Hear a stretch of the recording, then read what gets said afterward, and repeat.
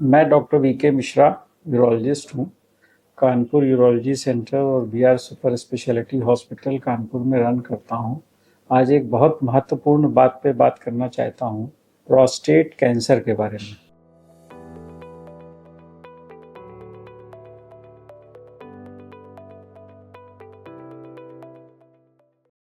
वैसे तो ये पुरुषों में पाए जाने वाली आम ग्रंथि है जो अखरोट के शेप की होती है और मूत्राशय और मूत्र नली के जॉइंट पर स्थित होती है और ये बचपन से ही होती है, लेकिन एक 50 वर्ष की अवस्था के बाद ये बढ़ने लगती है।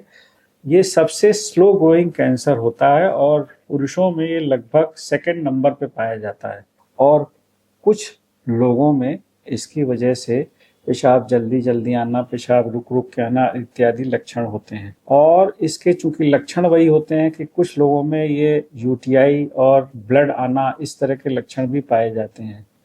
इसमें प्रोस्टेट के कैंसर और नॉर्मल प्रोस्टेट ग्रोथ को पता करना बहुत मुश्किल होता है और ये आम लक्षण की तरह प्रेजेंट करते हैं। तो इसलिए प्रोस्टेट कैंसर के बारे में ज़रूरी है कि हम लोग उसके बारे में थोड़ा जान लें।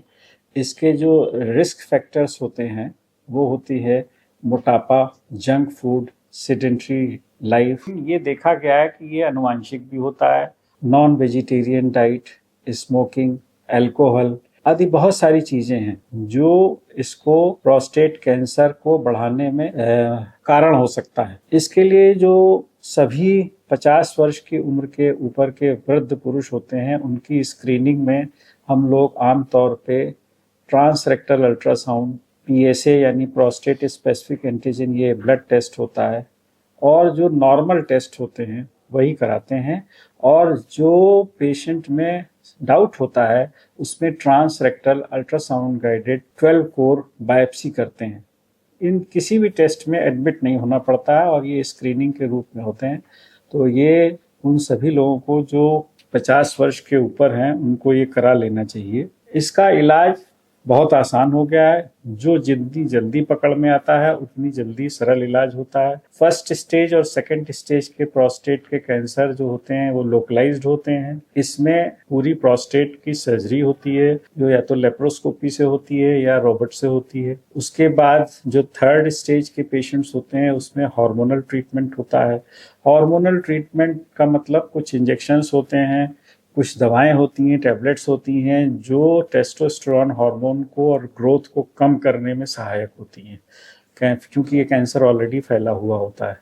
लास्ट स्टेज में कीमोथेरेपी और रेडियोथेरेपी का भी रोल होता है जो कि एडवांस स्टेजेस में होता है।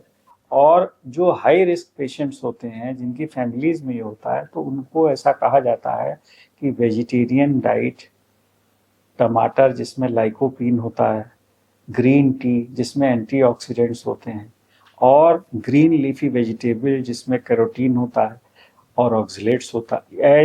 विटामिन सी वाली जितनी प्रोडक्ट्स होती हैं जैसे खट्टे संतरे, अंगूर, इस तरह की चीज़ें, ये सब चीज़ें ऐसा कहते हैं, ये अब तो रिसर्च में भी आ गया कि ये प्रोटेक्ट करती हैं।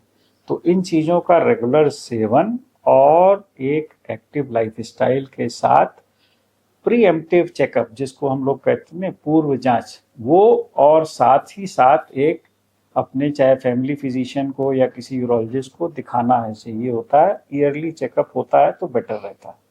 तो इसलिए जागरूक रहिए, प्रोस्टेट कैंसर से बचिए और अपने किसी कुशल यूरोलॉजिस्ट से परामर्श करके अपने परिवार का, अपनी जान का और अपनी बीमारी का ख्याल रखिए। धन्यवाद।